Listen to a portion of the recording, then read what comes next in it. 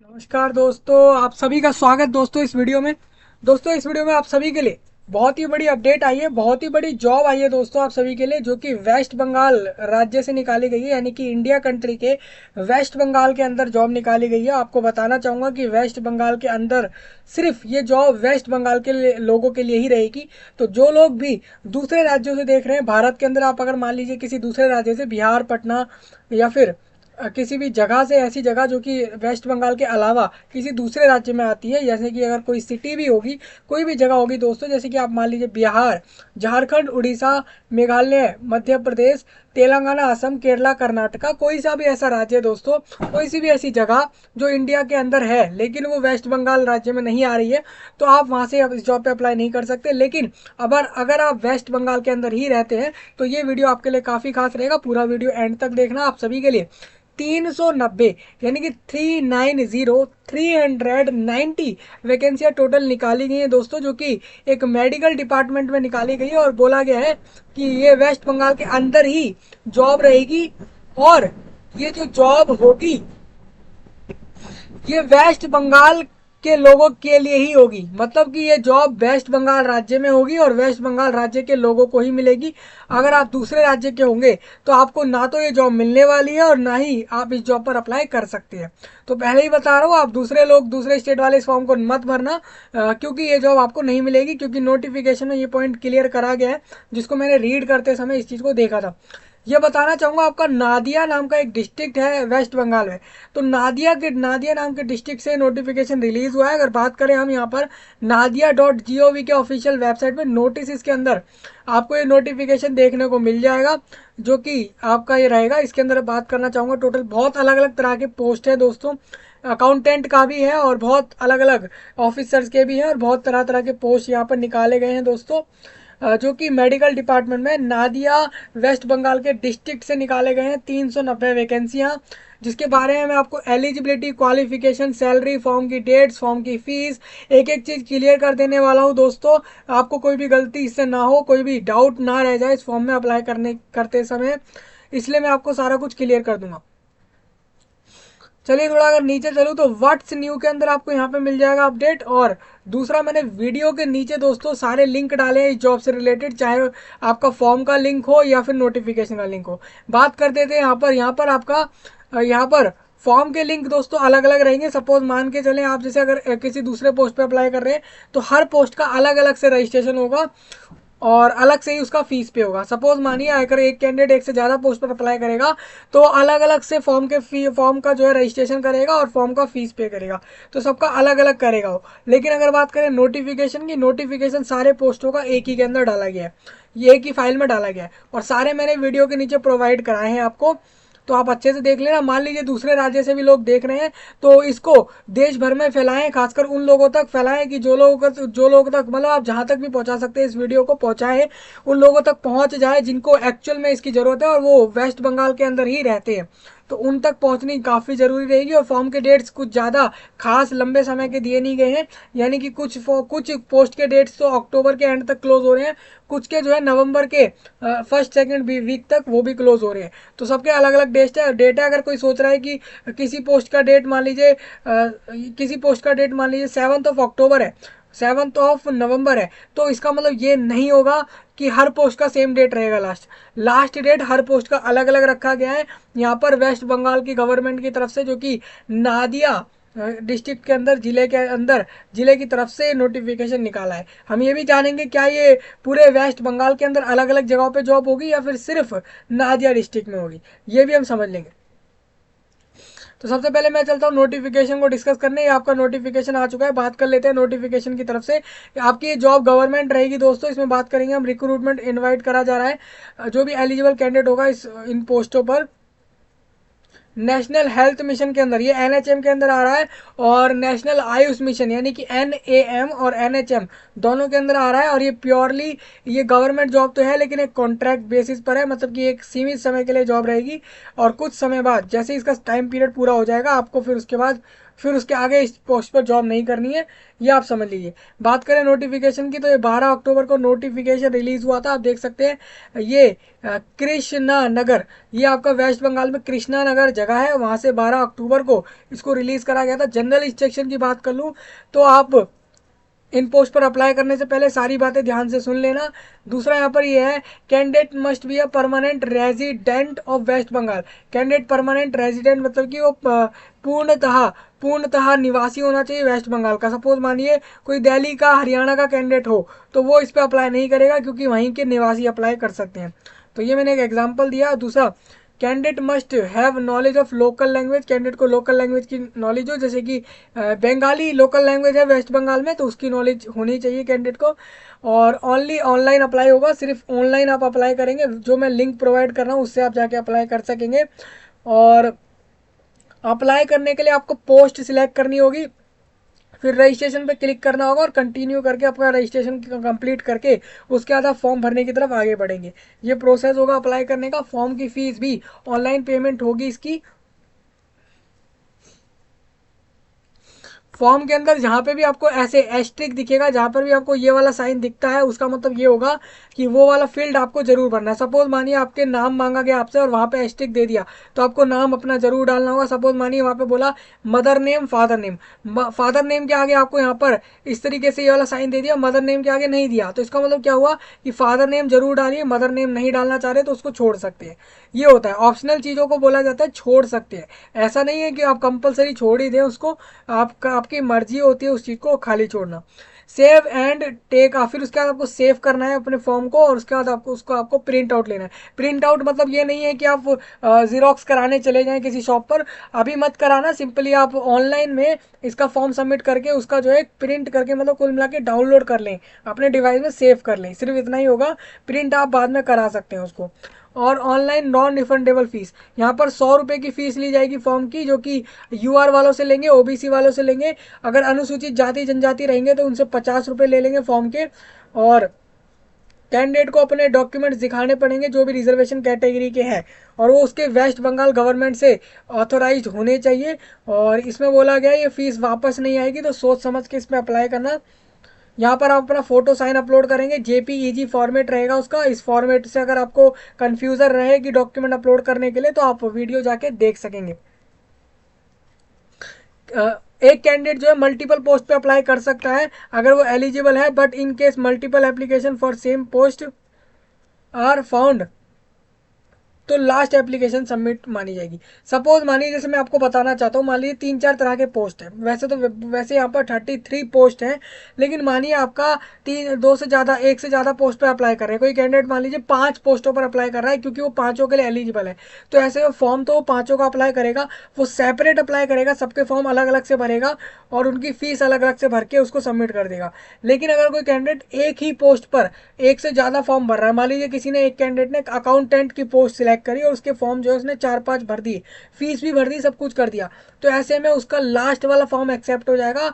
मान लीजिए 5वीं बार जो उसने सबमिट करा वो एक्सेप्ट होगा, उसकी फीस भी एक्सेप्ट होगी, बाकियों भी एक्सेप्ट हो जाएंगे, लेकिन बाकियों को वहाँ पे रिजेक्ट कर दिया जाएगा, मतलब कि उनको नहीं माना जाएगा, सिर्फ लास्ट वाले को माना जाएगा, जो कि एक ही पोस्ट पर ज़्यादा फॉर्म भर रहे हैं, एक से ज़्यादा फॉर्म भर देंगे तब। अपर एज लिमिट की बात करूँ तो 1 जनवरी 2023 के हिसाब से अपर एज देखी जाएगी, जो भी गवर्नमेंट्स के रूल हैं।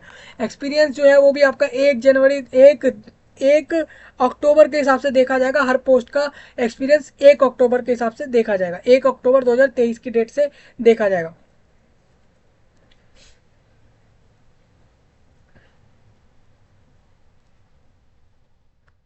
अब बात करते हैं 5 साल का रिलैक्सेशन एनएचएम के एम्प्लॉय को मिल जाएगा, जो भी एनएचएम में काम कर रहे हैं उनको मिल जाएगा, जो पहले से काम कर रहे हैं उनको अपने उनके अपर एज में 5 साल एक्स्ट्रा मिलेंगे। For the post under NHM, तो आप समझ रहे होंगे जो कि पहले से ही एनएचएम के एम्प्लॉय हैं, नेशनल हेल्थ मिशन के अंदर एम्प्लॉय हैं, उनकी उनकी फॉर्म की अप्लाई करने की जो डेट रहेगी, उनकी एज रहेगी वो 5 ईयर एक्स्ट्रा हो जाएगी, जो भी अपर एज रहेगा। रेम्यूनरेशन मतलब कि जो आपको काम करने का पैसा मिलेगा of the HR has been fixed, HR के लिए जो रेम्यूनरेशन है वो फिक्स्ड है, ये यहाँ पर कहा गया है। आपका 1 साल का कम से कम काम रहेगा यहाँ पर।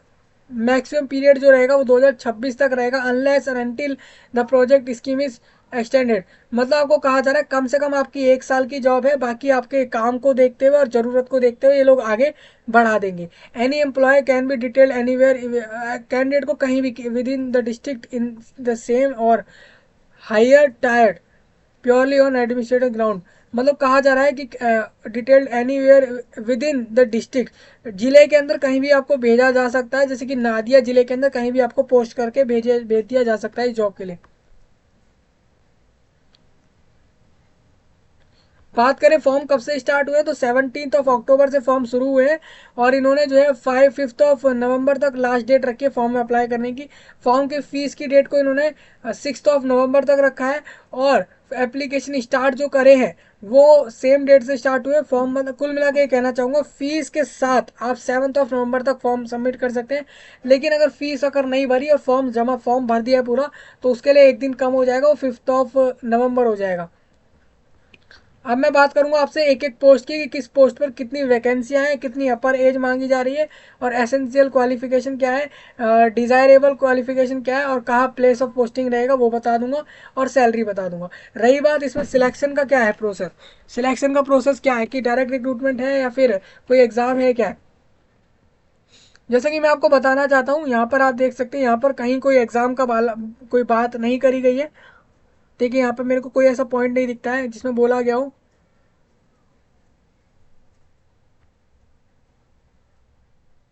तो आप देख सकते हैं यहाँ पे कुछ भी ऐसा नहीं दिया है कि एग्जाम लेंगे।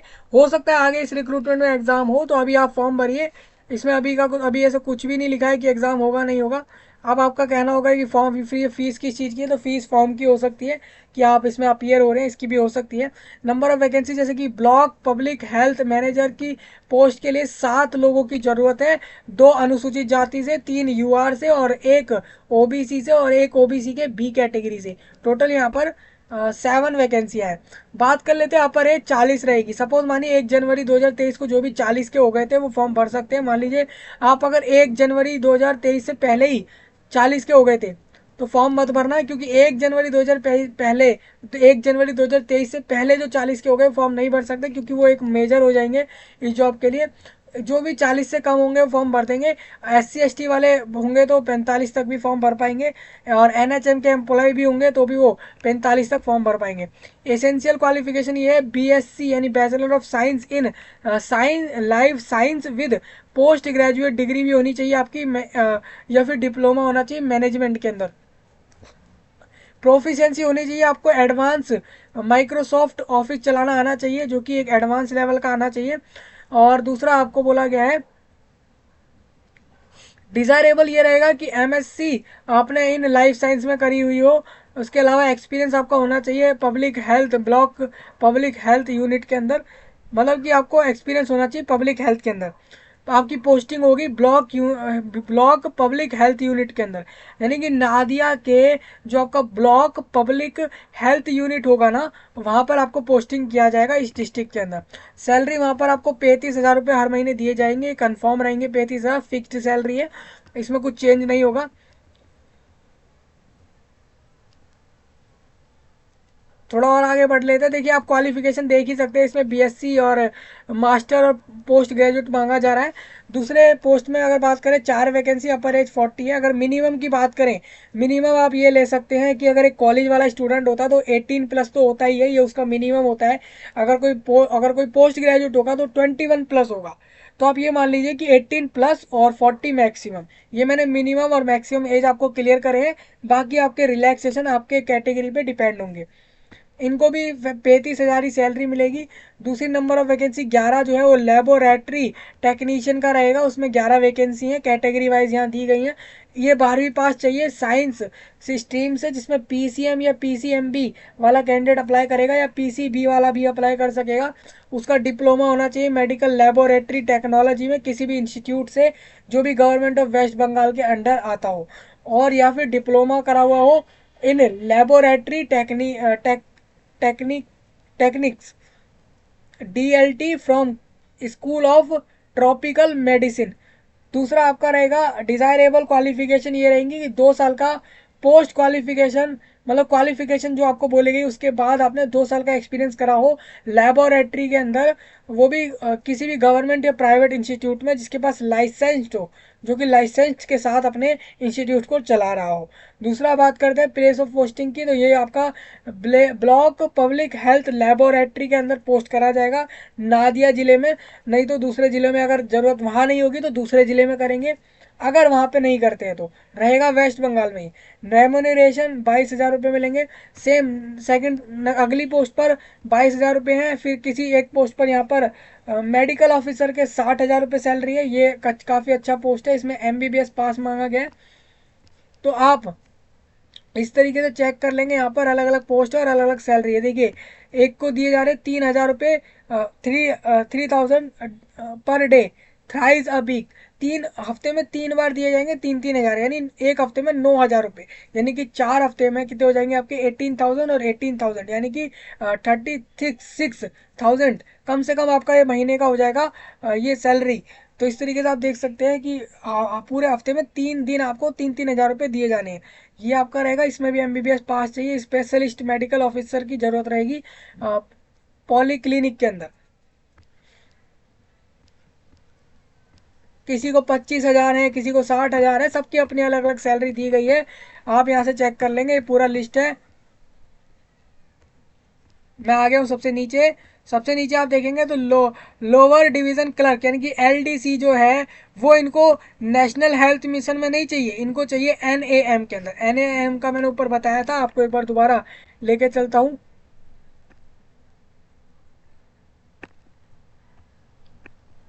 देखिए NAM क्या था एक बार क्लियर कर लेते हैं, अभी मैंने देखा था नेशनल आयुष मिशन। तो नेशनल आयुष मिशन के अंदर आपका रहेगा ये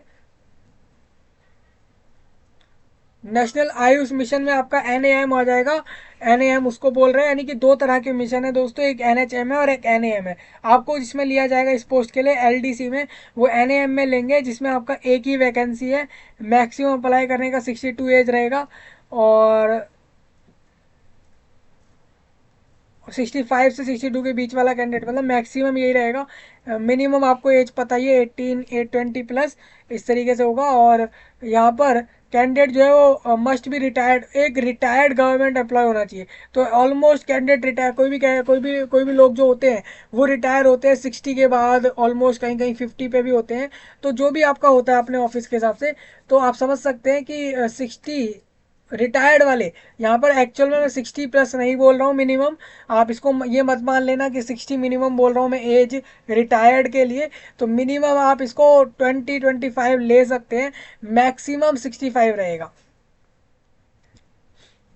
और कैंडिडेट को कंप्यूटर की नॉलेज होनी चाहिए और preference will be given, knowledge के बेस पर प्रेफरेंस देंगे ये लोग।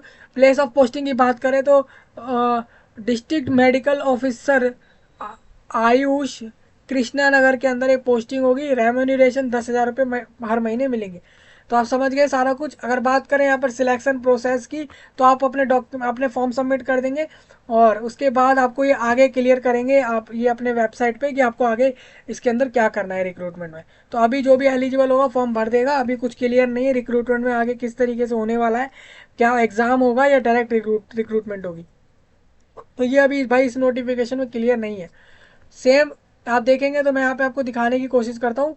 जैसे कि मैं यहाँ पे आ गया हूँ, तो यहाँ पर आप देखेंगे तो मैं एक बार थोड़ा बैक सा आता हूँ। जैसे कि आप यहाँ देखिए, ये देखिए सेम नोटिफिकेशन आपको दोबारा दिख रहा होगा।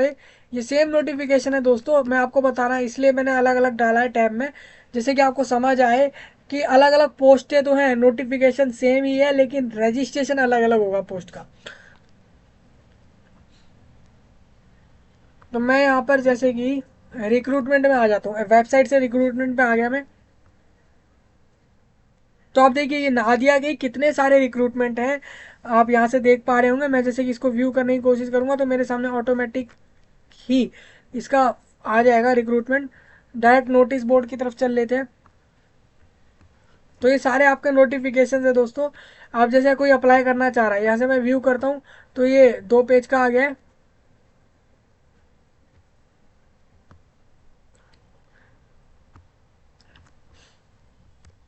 ये दूसरा फाइल आ गया था हमारे पास।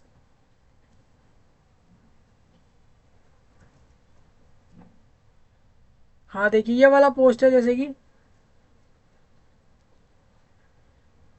ये एक तरह का पोस्ट है, इसके बारे में लिखा हुआ है यहाँ पे। तो दोस्तों आप देख सकते हैं यहाँ पे आपको मिल जाएंगे नोटिफिकेशन, मैंने वीडियो के नीचे डाल दिए हैं वैसे। और इस तरीके से रहेगा, अगर फॉर्म अप्लाई करना हो तो ये फॉर्म रहेगा। अगर आप देखेंगे तो ये फॉर्म आप डायरेक्ट देख सकते हैं एलडीसी का है, आप देख सकते हैं पोस्ट एलडीसी का है, उसके लिए फॉर्म है। तो ये मैं आपको बताना इसीलिए चाह रहा था कि हर पोस्ट का अलग अलग फॉर्म है, तो ध्यान से भरिएगा। ये मत समझना कि एक ही फॉर्म भरा जा रहा है तो किसी भी फॉर्म के लिंक पे गए और फॉर्म अप्लाई कर दिया, हर पोस्ट का अलग अलग है, ये मिस्टेक मत करना। नाम का मैं आपको बता देता हूँ, यहाँ पर एप्लीकेशन में आप अपना नाम जेंडर ये सब डालेंगे, ये एक रजिस्ट्रेशन हो रहा है, इसके बाद आपका फॉर्म भराया जाएगा। इसको सेव कर देंगे, आप अपना मोबाइल नंबर को वेरीफाई करेंगे यहाँ से, और फिर आगे भर चल के प्रोसेस फॉलो करेंगे, डॉक्यूमेंट अपलोड करेंगे, फीस पे करेंगे। इस तरीके से सारा प्रोसेस फॉलो करने के बाद आपका फाइनली जॉब पे अप्लाई हो जाएगा। तो सारा कुछ समझ आ गया होगा दोस्तों, मैंने वीडियो के नीचे सब प्रोवाइड करा दिया है। दूसरा कोई भी इसमें डाउट रहे तो कमेंट कर देना, और इसको वीडियो को जितना हो सके शेयर करना जहाँ तक भी आप कर सको। और आप ये भी बता सकते हैं कि ऐसे कौन से टॉपिक हैं जिस पे आपको आने वाले समय पर वीडियोस चाहिए। तो यही था दोस्तों सारा कुछ इस वीडियो में, इस जॉब के बारे में। मैं आपसे मिलूंगा नए वीडियो में, नए टॉपिक में। तब तक के लिए आप सभी का धन्यवाद।